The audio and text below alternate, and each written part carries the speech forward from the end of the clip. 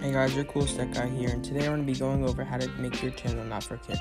Now this doesn't mean that your channel is going to be you're still going to be appealing to kids, but it's not going to be treated as though you're a kid and have strict settings and stuff. So first off, you're going to want to go to customize channel. You're just going to wait for that to load. And then what you're going to do is going to go settings in the bottom left corner. Just going to click on that. A little pop-up window. You're going to go to channel and then advanced settings. You're going to hit no. Set this channel as not made for kids. I never upload content that's made for kids. Now, that doesn't mean that you're not uploading content for kids. It's a little bit worded, a little bit weird.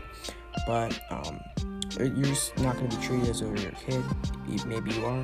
But you're going to send out more notifications to your subscribers. You're going to have more viewers, more... your content's going to be sampled more. You're just going to have more... it's just going to make your channel really more accessible to everyone who wants to view it. Alright, now you're just going to hit publish, and then you're pretty much done. See ya.